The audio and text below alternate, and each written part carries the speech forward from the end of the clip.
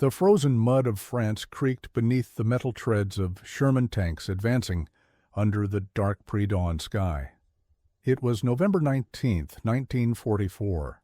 A thin veil of morning mist hovered over the desolate fields near Burgultrop as the heavy machines of the 761st Tank Battalion, known as the Black Panthers, moved in formation toward entrenched German positions.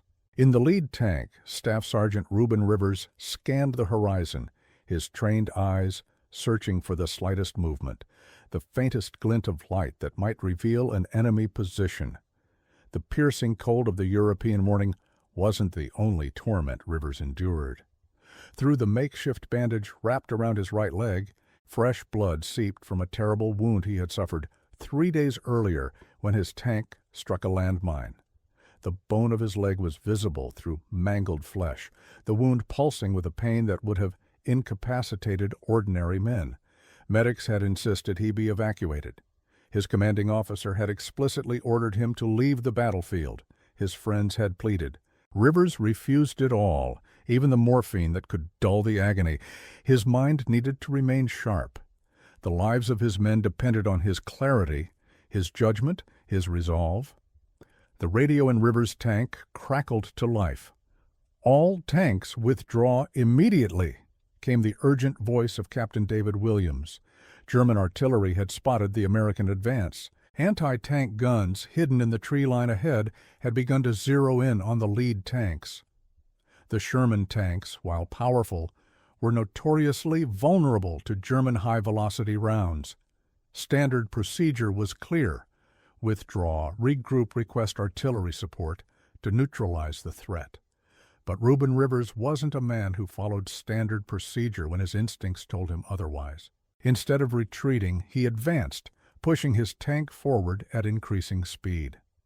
"I see 'em," he radioed back, his voice remarkably steady despite the searing pain coursing through his body.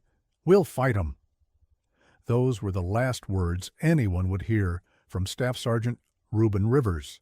Moments later, 2 German armor-piercing shells found their mark. The first struck the tank's drive wheel, immobilizing it. The second penetrated the hull, detonating the ammunition stored inside. The resulting explosion killed Rivers instantly. In that moment of supreme sacrifice, Rivers became part of a long, complicated, and often deliberately obscured legacy of Black American heroism in combat, a legacy that the nation would take more than 50 years to properly acknowledge and honor. No one on that battlefield could have known that Rivers' final act of defiance would one day force America to confront its own darkest prejudices, or that his story would stand as testimony to courage that transcended the boundaries of race in a segregated army. The journey that led Reuben Rivers to that fateful morning in France began 26 years earlier in Tecumseh, Oklahoma. Born on October 30th, 1918, to Willie and Lillian Rivers, Reuben entered a world sharply divided by the harsh realities of racial segregation. His parents, like many Black Americans in the early 20th century, struggled against a system designed to limit their opportunities and constrain their ambitions. Willie Rivers worked as a laborer, taking whatever jobs were available to support his growing family. Lillian maintained their modest home in Hotulka, Oklahoma, where Reuben and his 11 siblings, 7 brothers and 4 sisters, shared cramped quarters. "We didn't have much," his sister Grace would later recall, "but Mama and Daddy made sure we had what we needed. They taught us dignity. They taught us to hold our heads high even when white folks expected us to look down." The Rivers family, like many Black families in Oklahoma, lived under the shadow of racial violence. The Tulsa Race Massacre of 1921 had occurred just 70 miles from their home, a brutal reminder of the dangers Black Americans faced for simply existing, for daring to prosper. While Reuben was only 3 years old when white mobs destroyed Tulsa's Greenwood district, known as Black Wall Street, and killed hundreds of Black residents, the event cast a long shadow over Black life in Oklahoma. Despite these harsh realities, Willie and Lillian Rivers instilled in their children a powerful sense of self-worth and determination. They emphasized education as the pathway to a better future, even as the segregated school system provided black students with fewer resources, outdated textbooks, and dilapidated facilities. Young Reuben proved to be an exceptional student, displaying a quick mind and remarkable persistence. When the school's science textbooks contained missing pages, he would walk 5 miles to the next town to borrow complete versions. When white teachers from the nearby school refused to answer his questions, he found other sources of knowledge. His determination to learn, to overcome the barriers placed before him, became the defining characteristic of his youth. By his early teens, Reuben had also developed into a formidable physical presence. Tall for his age, with broad shoulders and powerful arms developed through farm work, he carried himself with a quiet confidence that some mistook for defiance. In the rigidly segregated South of the 1930s, such defiance could be dangerous.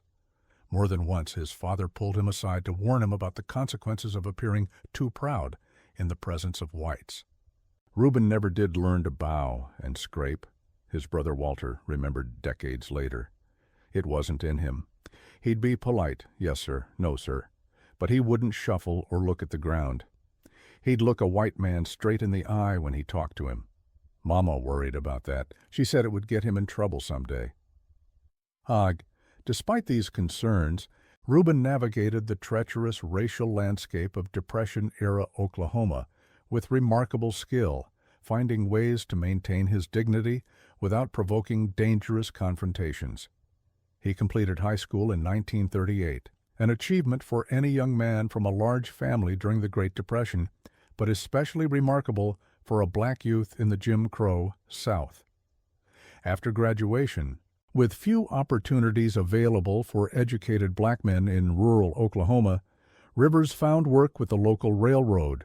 The job was physically demanding, requiring him to shovel coal into the locomotive's firebox for 12-hour shifts.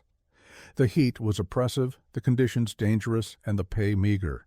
But it was steady employment at a time when many Americans, particularly black Americans, struggled to find any work at all. Rivers established a reputation as a reliable, hard-working railroader who never complained and never missed a shift. He sent most of his earnings home to help support his parents and younger siblings, keeping just enough for basic necessities. His co-workers remembered him as a serious young man who spoke little but observed everything, who seemed to be preparing himself for some greater purpose that none of them could discern. As the 1930s drew to a close, storm clouds gathered over Europe. Nazi Germany's aggressive expansionism under Adolf Hitler had plunged the continent into war by September 1939. Although the United States maintained an official position of neutrality, President Franklin D. Roosevelt began to prepare the nation for possible involvement. On September 16, 1940, Roosevelt signed the Selective Training and Service Act, creating the first peacetime military draft in American history. All men between the ages of 21 and 35 were required to register, with selections for military service to be determined by lottery. On October 16, 1940, Reuben Rivers dutifully registered at his local draft board. His registration card described him as 5 feet 11 inches tall, 170 pounds, with a medium build, brown eyes, and black hair. What the document couldn't capture was Rivers' character, his intelligence, his natural leadership abilities, or the fierce sense of justice that defined him. These qualities would soon be tested in ways that neither Rivers nor anyone else could have anticipated. The Japanese attack on Pearl Harbor on December 7, 1941, thrust America into the global conflict.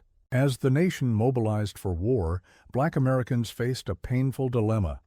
They were being asked to fight for freedom and democracy abroad while being denied basic rights and dignity at home.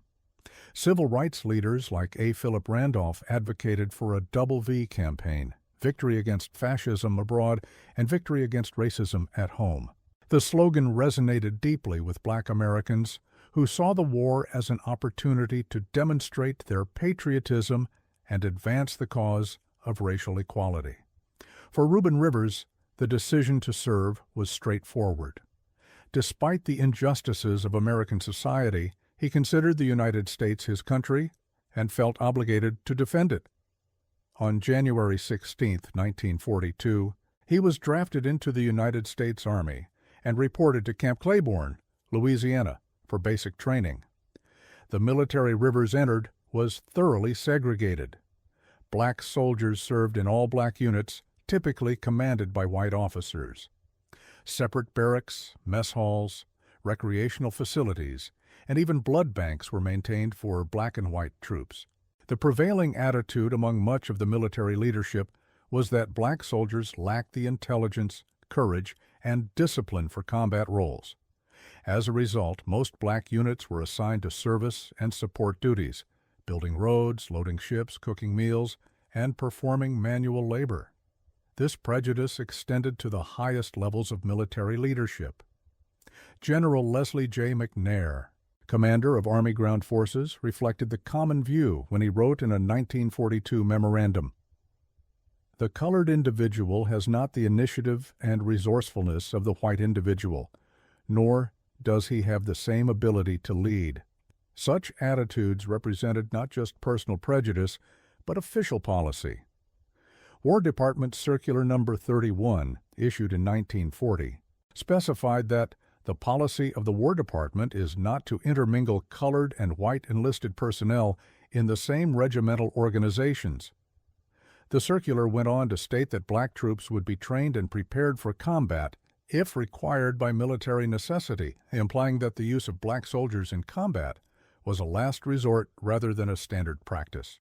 It was against this backdrop of institutionalized discrimination that Rivers began his military service. Despite the prejudice he encountered, his natural abilities quickly became apparent. During basic training, he excelled in marksmanship, physical fitness, and tactical exercises. His squad leaders noted his calm under pressure, his attention to detail, and his ability to solve problems quickly and effectively. Most significantly, Rivers displayed a natural talent for leadership that couldn't be ignored even by those who harbored racial prejudices. He possessed what military trainers called command presence, the ability to inspire confidence and obedience through personal example rather than formal authority. The men would follow him anywhere, recalled Private James Coleman, who trained with Rivers at Camp Claiborne. Not because he was the loudest or the toughest, but because he was the most competent. If Rivers said something could be done, we believed it could be done. Rivers' exceptional performance during basic training led to his assignment to one of the few black combat units being formed, the 761st Tank Battalion. The unit, activated on April 1, 1942 at Camp Claiborne, represented a reluctant experiment by the Army, a test to determine whether black soldiers could effectively operate complex armored vehicles and function as a cohesive fighting force. The 761st wasn't just any tank battalion. It was a proving ground for black soldiers in a military establishment that doubted their capabilities. The men who comprised the unit understood this burden implicitly.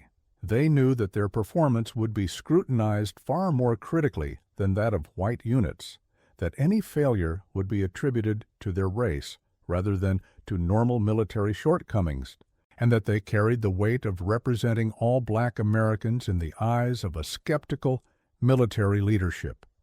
This awareness created an intense pressure to excel, to be not just good, but exceptional. No one felt this pressure more acutely than Reuben Rivers, who was assigned to Able Company and soon promoted to sergeant based on his leadership potential. As a tank commander, Rivers was responsible for a 5-man crew and a 33-ton Sherman tank, a role that required technical knowledge, tactical judgment, and the ability to make split-second decisions under enemy fire. The Sherman tank, officially designated the M4 medium tank, was the primary battle tank used by the United States and many of its allies during World War II. Weighing approximately 33 tons and armed with a 75-millimeter main gun, the Sherman was not the most powerful tank on the battlefield. German Panther and Tiger tanks outclassed it in terms of armor and firepower, but it was reliable, maneuverable, and produced in such large numbers that it became the workhorse of the Allied armored forces. Rivers approached his tank with the same meticulous attention to detail that had characterized his approach to education years earlier. He studied the Sherman's mechanical systems until he understood every component, every potential failure point, every maintenance requirement. He insisted that his crew maintain their vehicle in immaculate condition, often spending hours after other tankers had retired for the evening to ensure that every mechanism functioned perfectly. He treated that tank like it was a living thing, remembered Corporal Thomas Johnson, who served as Rivers' gunner. He knew her sounds, her quirks. He could tell something was wrong just by the way the engine sounded or the way she handled, and he made sure we all knew our jobs inside and out. Under Sergeant Rivers, there was no such thing as good enough. It had to be perfect. Cuit au point. This perfectionism extended to Rivers' approach to tactical training. While some tank commanders were satisfied with meeting the minimum standards for qualification, Rivers pushed himself and his crew to master advanced maneuvers, complex communication protocols, and contingency planning for every conceivable battlefield scenario. He was particularly focused on coordination between tanks, understanding that the effectiveness of armor depended on synchronized action rather than individual heroics. The 761st trained extensively at Camp Claiborne before moving to Camp Hood, Texas, in September 1943 for advanced armored warfare training. At Camp Hood, the battalion transitioned from the M5 Stuart light tank to the more powerful M4 Sherman medium tank. The change represented a vote of confidence in the unit's abilities, as the Sherman was the primary battle tank of the U.S. Army. Throughout this period, the men of the 761st endured not just the rigors of military training, but also the humiliation of racial discrimination both on and off base. In nearby communities, they were barred from restaurants, movie theaters, and public transportation used by whites. Military police frequently harassed black soldiers for imagined infractions. Even on base, they were often assigned the most menial tasks and denied access to recreational facilities available to white troops. We couldn't even get a cup of coffee at the PX sometimes, recalled Private William Moore of Able Company. German prisoners of war, actual Nazis, were treated better than we were. They could go into restaurants in town that were off limits to us. It burned us up inside. But we kept our focus on the mission. We had something to prove.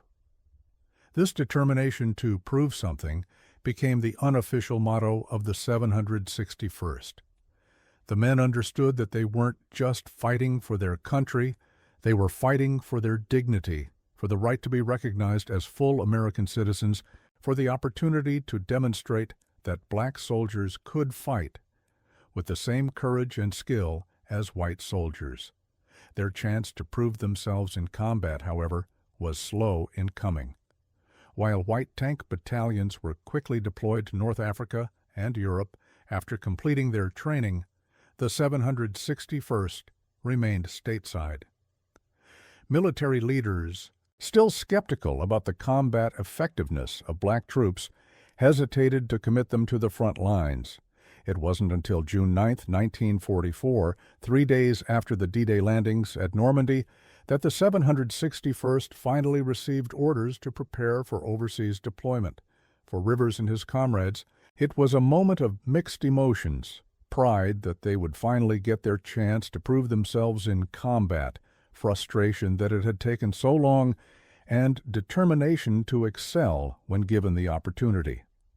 Before their departure, Lieutenant General Leslie J. McNair, the same general who had earlier expressed doubts about black soldiers' capabilities, addressed the battalion. His words were telling. "I don't care what color you are, as long as you go up there and kill those Kraut sons of bitches." On August 27, 1944, the 761st Tank Battalion boarded the SS Esperance Bay in New York Harbor, bound for Europe. The voyage took 10 days, with the men enduring cramped quarters, seasickness, and the constant threat of German U-boat attack. Throughout the journey, Rivers maintained his focus, drilling his crew on procedures, discussing tactics, and mentally preparing for the combat that awaited them. The Esperance Bay docked at Avonmouth, England, where the 761st spent several weeks receiving final training and equipment upgrades. Here they were issued the latest version of the Sherman tank, the M4A3, equipped with a more powerful 76mm gun that gave them better chances against German armor. On October 10, 1944, the 761st landed in France and was attached to General George S. Patton's Third Army. Patton, known for his aggressive tactics and colorful personality, had specifically requested the Black Panthers for his command, overriding concerns from other officers about using black combat troops. When Patton addressed the men of the 761st, he delivered a speech that they would never forget. "Men, you're the first Negro tankers to ever fight in the American Army. I would never have asked for you if you weren't good. I have nothing but the best in my army. I don't care what color you are, as long as you go up there and kill those Kraut sons of bitches. Everyone has their eyes on you and is expecting great things from you. Most of all, your race is looking forward to you. Don't let them down, and damn you, don't let me down." Patton's words, while reflective of the racial attitudes of the time, nevertheless acknowledged the unit's potential and the historic significance of their deployment. For the men of the 761st, it was the closest thing to equal treatment they had experienced in the military, to be judged by their potential effectiveness in combat rather than by the color of their skin. The 761st entered combat on November 7, 1944, as part of Operation Madison. The objective was to breach the German defensive line in northeastern France and open the way for the Allied advance toward the Rhine River. The operation placed Able Company, including Rivers' tank, at the spearhead of the attack. The baptism of fire came quickly. On November 8th, as Able Company advanced through the forested hills of France, they encountered a German roadblock consisting of felled trees and anti-tank mines, a standard German tactic for slowing armored advances. The narrow road left no room for the tanks to maneuver around the obstacle. Standard procedure called for the tanks to hold position while engineers were brought forward to clear the road, a process that could take hours and would leave the tanks vulnerable to German artillery. Rivers, leading the column as the point tank commander, assessed the situation quickly. The longer they remained stationary, the greater the risk of being spotted by German artillery observers. But advancing required removing the roadblock, a dangerous task normally assigned to engineers with specialized equipment. Without hesitation, Rivers made a decision that would earn him his first commendation for valor. He emerged from the turret of his tank and climbed down onto the road, exposing himself to potential enemy fire. Ignoring the protests of his crew and the warnings of his company commander, he moved forward on foot to examine the roadblock. German snipers, hidden in the dense forest flanking the road, opened fire. Bullets kicked up dirt around Rivers' feet, but he continued his methodical assessment of the obstacle. After determining that the mines were positioned only at the edges of the roadblock, he returned to his tank and retrieved the tow cables. He was out there all alone under fire, cool as could be, recalled Private Henry Wilson, who witnessed the incident. Any other man would have been terrified, but Rivers just went about his business like he was changing a tire back home. Rivers attached the cables to the felled trees and directed his driver to use the tank's power to pull them clear of the road. As the trees were removed, he carefully marked the locations of the mines for the following tanks to avoid. His quick thinking and courage cleared the way for Able Company to continue their advance, preventing a potentially disastrous delay and earning him the Silver Star, the first awarded to any member of the 761st Tank Battalion. The citation for his Silver Star read, for gallantry in action against the enemy. During the daylight attack on the strongly defended town, Staff Sergeant Rivers, a tank platoon sergeant, was in the lead tank when a roadblock was encountered which held up the advance. With utter disregard for his personal safety, Staff Sergeant Rivers courageously dismounted from his tank in the face of directed enemy small arms fire, attached a cable to the roadblock, and moved it off the road, thus permitting the combat team to proceed. His prompt action thus prevented a serious delay in the offensive action and was instrumental in the successful assault and capture of the town. This first display of battlefield ingenuity and courage was merely a prelude to the defining moments of Rivers' life. In the days that followed, the 761st continued to advance through northeastern France, encountering increasingly desperate German resistance. As Allied forces pushed toward the German border, the Wehrmacht fought with the tenacity of men defending their homeland. On November 16, 1944, Able Company was advancing toward the town of Guebling, France, when disaster struck. Rivers' tank, leading the column across a railroad crossing, triggered a German mine. The explosion tore through the tank's underside, sending shrapnel through the hull and severely wounding Rivers. The force of the blast threw Rivers against the turret, but his most serious injury came from shrapnel that tore into his right leg, creating a jagged wound that exposed the bone and severed several arteries. Blood pooled on the floor of the tank as Rivers fought to maintain consciousness. When medics reached him, they were astonished to find him not only conscious, but attempting to help the other members of his crew. They applied a tourniquet to stem the bleeding and prepared to evacuate him to a field hospital. It was at this point that Rivers made a decision that would ultimately cost him his life, but earn him the nation's highest military honor. Despite the severity of his wound, Rivers refused evacuation. When the battalion surgeon arrived and saw the extent of Rivers' injury, he insisted that immediate medical attention was necessary. "Sergeant, this isn't a scratch," the doctor told him. "You've got a compound fracture, and there's a high risk of infection. You need surgery, and you need it now." Rivers was unmoved. "This is one leg," he reportedly told the surgeon. "I've got one more. I can still fight." The doctor administered what treatment he could in the field, cleaning the wound, applying sulfa powder to prevent infection, and bandaging it securely. He then offered Rivers morphine for the pain, which Rivers declined, knowing it would cloud his judgment at a time when clarity was essential. Captain David Williams, the commanding officer of Able Company, directly ordered Rivers to proceed to the field hospital. "That's an order, Sergeant," he said firmly. Rivers looked him in the eye and replied with words that would later be inscribed in military lore. "This is one order, the only order I'll ever disobey." Williams later recalled the moment with a mixture of admiration and regret. "I knew I should have insisted, should have had him physically removed from the field, but there was something in his eyes, a determination I'd never seen before. And frankly, we needed him. He was our best tank commander, and we were heading into heavy fighting. So I relented. That decision haunted me for 50 years.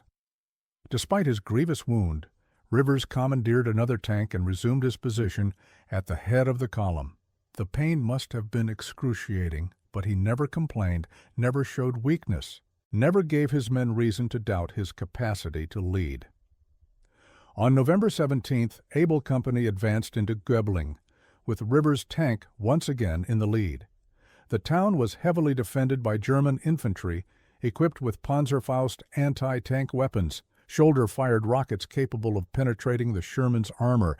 The fighting was intense, with tanks and infantry working in close coordination to clear buildings and secure key intersections. Throughout the battle, Rivers directed his tank with remarkable effectiveness, positioning it to provide maximum fire support for the infantry while minimizing its vulnerability to German anti-tank weapons. His tactical acumen was instrumental in Able Company's successful capture of Guebling with minimal casualties. By November 18th, Rivers' condition had deteriorated significantly. The wound in his leg had become infected, with the flesh around it turning dark and emitting the unmistakable odor of gangrene. Medical officers again urged evacuation, warning that he risked not only losing the leg but his life if the infection spread. Again, Rivers refused. "We're pushing forward tomorrow," he told the medics. "My men need me. When we take the next objective, I'll consider evacuation." That night, as Rivers rested in his tank, several of his fellow sergeants visited him, urging him to seek medical attention. Among them was Sergeant Samuel Turley, who had known Rivers since basic training. "Reuben, you've done enough," Turley reportedly told him. "You've proven yourself. No one will think less of you for getting treatment." Rivers' response was characteristically direct. "This isn't about proving anything. It's about doing my job. Every man has his moment when he's tested. This is mine." The dawn of November 19, 1944, brought the defining moment of Rivers' life. Able Company was ordered to advance toward Burgultrauf, their next objective after Goebling. Intelligence reports indicated that the town was heavily defended, with German anti-tank guns positioned to cover the likely avenues of approach. As the tanks of Able Company moved out in the pre-dawn darkness, Rivers once again took the lead position despite his worsening condition. The column had advanced only a few hundred yards when they encountered heavy German fire from concealed positions in a tree line ahead. Captain Williams, recognizing the danger, ordered all tanks to withdraw to covered positions and called for artillery support to neutralize the German guns. It was at this moment that Rivers made his final, fateful decision, the one that would eventually earn him the Medal of Honor, but cost him his life. Instead of withdrawing with the rest of the company, Rivers radioed that he had spotted the German anti-tank positions. "I see 'em," he reported. "We'll fight 'em." He then ordered his driver to advance toward the German guns, with one other tank following in support. This decision, made in the heat of battle by a man suffering from a grievous wound and likely the effects of severe infection, reflected both extraordinary courage and tactical understanding. Rivers recognized that the retreating tanks would be vulnerable as they withdrew across open ground. By advancing and engaging the German guns, he could provide covering fire that would allow the rest of the company to reach safety. The German gunners, seeing Rivers' tank advancing directly toward them, concentrated their fire on this immediate threat. The first high-explosive shell struck the tank's track, immobilizing it but leaving the crew unharmed and the gun operational. Rivers ordered his gunner to return fire while he continued to direct the tank's movements via radio. The second German shell found a vulnerable spot in the Sherman's armor, penetrating the hull and detonating inside the crew compartment. The explosion killed Rivers instantly and severely wounded the rest of his crew. His final act of courage had accomplished its purpose, however. The remainder of Able Company had successfully withdrawn to covered positions, and the information Rivers provided about the location of the German guns allowed subsequent artillery strikes to neutralize the threat. In the official after-action report, Captain Williams wrote, "Staff Sergeant Rivers' fighting spirit and daring leadership were an inspiration to his unit and exemplify the highest traditions of military service." He immediately recommended Rivers for the Medal of Honor, the nation's highest military decoration for valor. But in the segregated Army of 1944, no black soldier had ever received the Medal of Honor, and none would during World War II. Instead, Rivers was posthumously awarded the Distinguished Service Cross, the nation's second highest military decoration for valor. His body was buried at the Lorraine American Cemetery in France, alongside thousands of other American soldiers who gave their lives in the European theater. The 761st Tank Battalion continued to serve with distinction throughout the remainder of the war, participating in the Battle of the Bulge and the final push into Germany. By the time hostilities ended in May 1945, they had spent 183 consecutive days in combat, participated in 4 major Allied campaigns, and been credited with killing or wounding more than 6,000 enemy soldiers and capturing more than 15,000. Despite this remarkable record, the achievements of the 761st were largely overlooked in the mainstream narratives of the war. When General George Patton was asked about the performance of the Black Panthers, he replied, "I've never seen anyone who could give more or fight harder than these tankers." But his endorsement did little to change the prevailing attitudes toward black soldiers or to secure appropriate recognition for their sacrifices. When the men of the 761st returned home in 1945, they found that despite their service abroad, segregation and discrimination remained firmly entrenched in American society. Many were denied the benefits of the GI Bill, which provided education and housing assistance to returning veterans, but was administered in ways that often excluded Black Americans. Captain David Williams, who had commanded Able Company and witnessed Rivers' extraordinary heroism, never forgot the injustice of his being denied the Medal of Honor. In the decades that followed the war, Williams spoke frequently about Rivers' courage and sacrifice, insisting that he had deserved the nation's highest military honor. "I recommended him for the Medal of Honor in 1944, Williams would later say, "but I was told that they don't give those to Negroes." It was wrong then, and it's wrong now. Sergeant Rivers showed as much courage as any man I have ever seen. Williams was not alone in his assessment. Many of the white officers who had served with the 761st came to recognize and acknowledge the injustice of the military's treatment of black soldiers. Lieutenant Colonel Paul Bates, who commanded the battalion during its combat operations in Europe, became an outspoken advocate for racial equality in the armed forces, drawing on his experiences with the Black Panthers to argue that segregation undermined military effectiveness and denied recognition to deserving soldiers. The path to justice for Reuben Rivers and other Black World War II heroes was long and arduous. It wasn't until the civil rights movement of the 1960s that American society began to seriously reckon with its history of racial discrimination, including the treatment of black soldiers during World War II. In the 1970s, historians and veterans organizations began to document and publicize the contributions of black military units like the 761st Tank Battalion and the Tuskegee Airmen. Books like Invisible Soldier by Mary Pennick Motley brought attention to the experiences of Black World War II veterans and the discrimination they had faced both during and after their service. But it wasn't until the 1990s that the specific issue of medal recommendations for black soldiers came under scrutiny. In 1992, the Army contracted with Shaw University, a historically black institution in Raleigh, North Carolina, to conduct a study of the racial disparity in the awarding of medals during World War II. The research team, led by historian Daniel K. Gibran, examined military records, conducted interviews with veterans, and reviewed the original medal recommendations. Their findings, published in 1996, were damning. The Shaw University study documented a clear pattern of racial discrimination in the awarding of medals, particularly the Medal of Honor.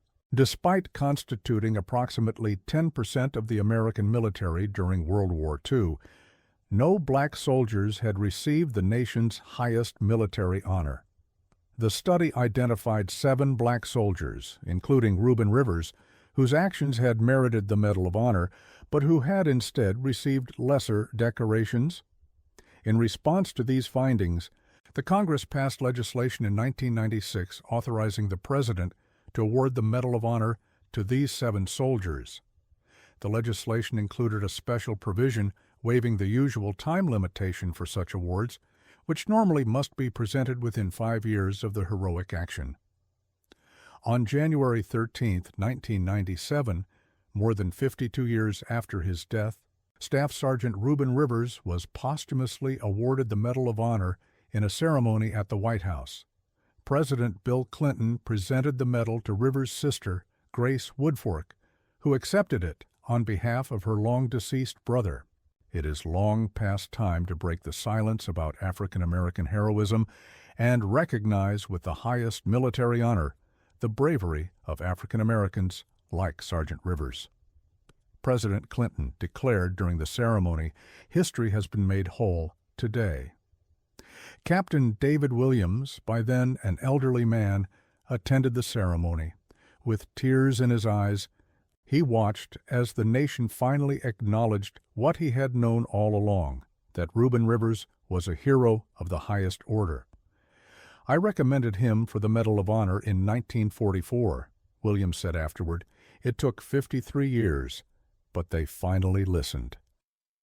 The official Medal of Honor citation for Staff Sergeant Reuben Rivers reads, "For conspicuous gallantry and intrepidity, at the risk of his life above and beyond the call of duty, Staff Sergeant Rivers distinguished himself by extraordinary heroism in action during 16 to 19 November 1944.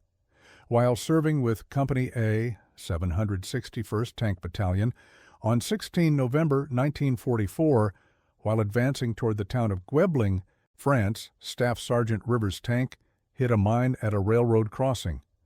Although severely wounded, his leg slashed to the bone, Staff Sergeant Rivers declined an injection of morphine, refused to be evacuated, took command of another tank, and advanced with his company into Guebling the next day.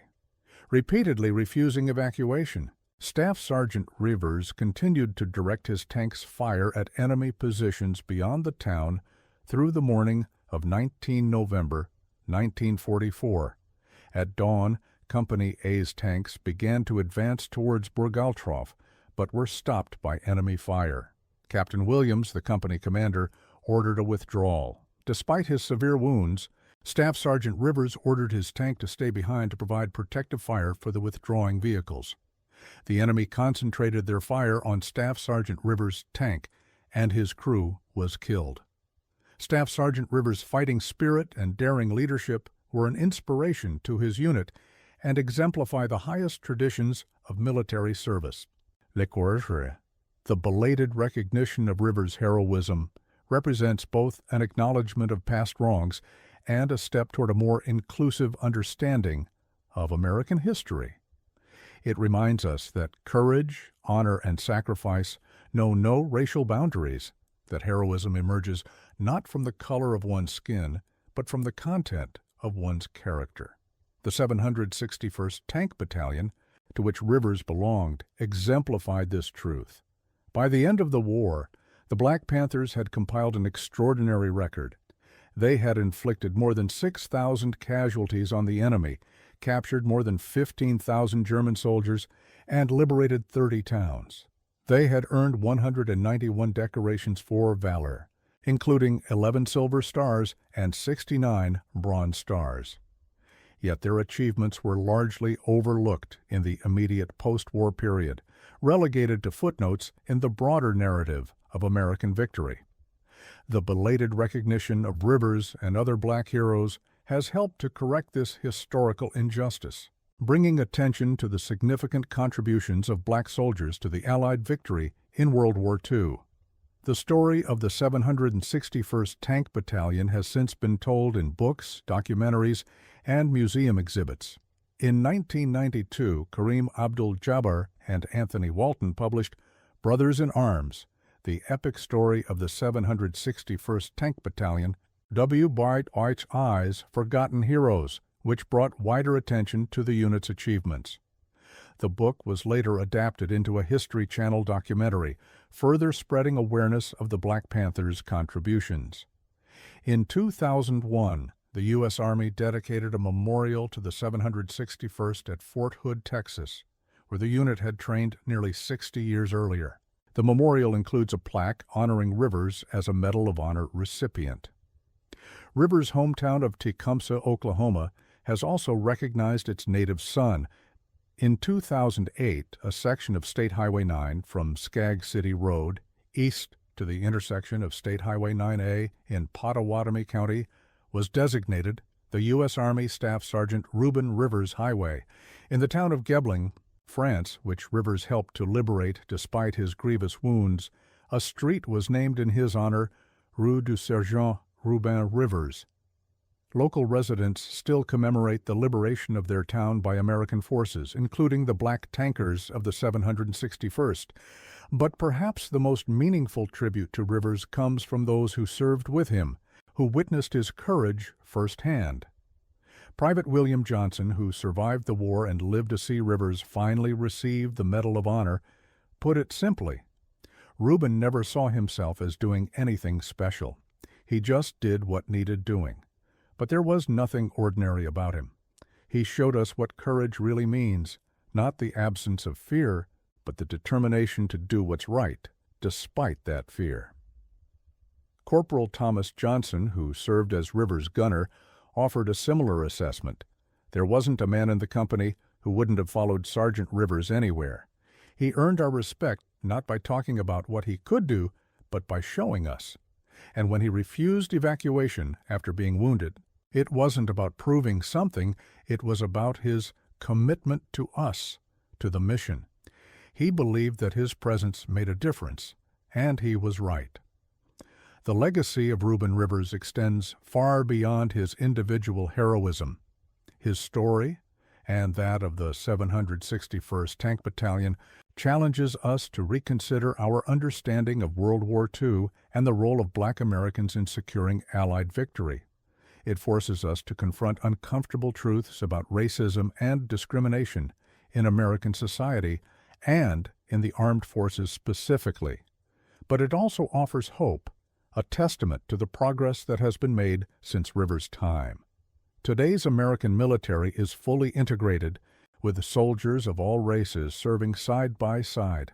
Black Americans have risen to the highest ranks of military leadership, including chairman of the Joint Chiefs of Staff. While issues of racial inequality persist in American society, the explicit segregation that Rivers experienced has been dismantled.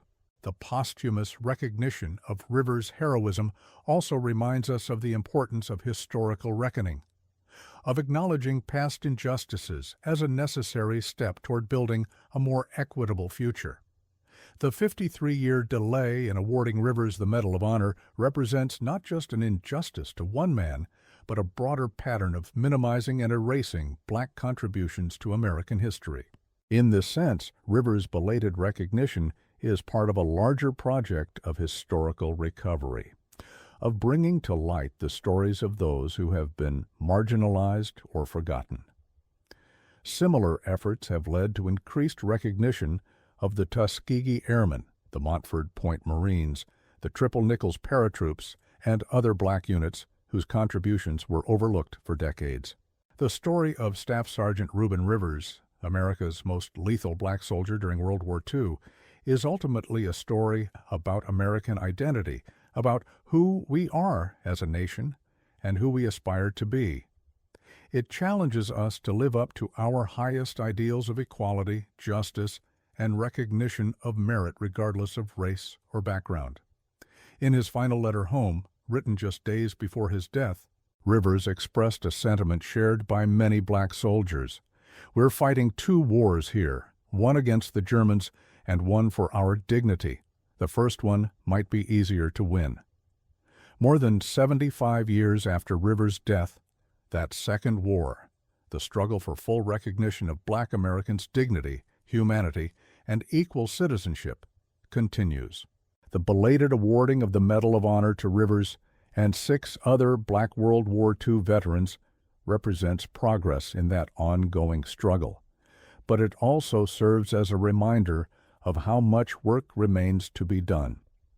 Today, visitors to the Lorraine American Cemetery in France can find Rivers' grave marked with a special headstone that identifies him as a Medal of Honor recipient. American military personnel who visit the cemetery often leave coins on his grave, a military tradition signifying that someone has come to pay respects to a fallen comrade. The story of Reuben Rivers forces us to confront uncomfortable truths about America's past while celebrating the extraordinary individuals who helped bend the arc of history toward justice. Rivers fought for a country that didn't fully recognize his humanity, yet he embodied the very highest ideals that country claimed to represent. In reflecting on Rivers' legacy, we must ask ourselves difficult questions. How many other heroes have been denied their rightful place in history because of prejudice? What does it say about a nation that it took more than 5 decades to properly honor one of its most courageous sons? And perhaps most importantly, how do we ensure that such injustices never happen again? As Rivers' sister Grace said at the Medal of Honor ceremony, Reuben never got to see his country change. He never got to know that his sacrifice helped make that change possible. But I think he would be proud to know that young black men and women today can serve their country without the barriers he faced.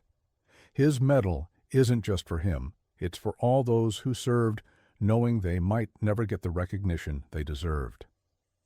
The tanks that Rivers and the 761st operated are now museum pieces. The battlefields where they fought have returned to peaceful farmland. The survivors of that terrible conflict have largely passed away. But the example of courage, determination, and dignity that Rivers set remains as relevant today as it was on that frozen morning in France when he made his final fateful decision. I see 'em. We'll fight 'em. Those words, spoken by a grievously wounded man who could have honorably withdrawn from battle, encapsulate a spirit of determination that transcends their specific historical context. They remind us that courage often manifests not in grand, dramatic gestures, but in the quiet decision to move forward despite fear, pain, and overwhelming odds. In honoring Rivers' memory, we recognize not just one man's extraordinary heroism, but the contributions of all black Americans who have served their country with distinction despite facing discrimination and prejudice. We acknowledge a debt that can never be fully repaid, but must always be remembered. The next time you see an American tank rolling across your television screen in some distant conflict, remember Reuben Rivers. Remember how he refused evacuation despite a grievous wound. Remember how he advanced into enemy fire to protect his fellow soldiers. Remember how he gave his life not just for his country, but for a vision of what that country could become, a place where everyone, regardless of race, is judged by their actions and character. Would you have broken the order to evacuate or obeyed it? Would you have had the courage to face both enemy fire and systemic prejudice with equal determination? These are questions worth pondering as we consider Rivers' legacy. Share this story so others remember what courage really means, not just physical bravery in battle, but the moral courage to stand tall in a world determined to make you bow. That was the true measure of Staff Sergeant Reuben Rivers, America's most lethal black soldier of World War II, whose name German forces came to fear and whose legacy all Americans should come to honor.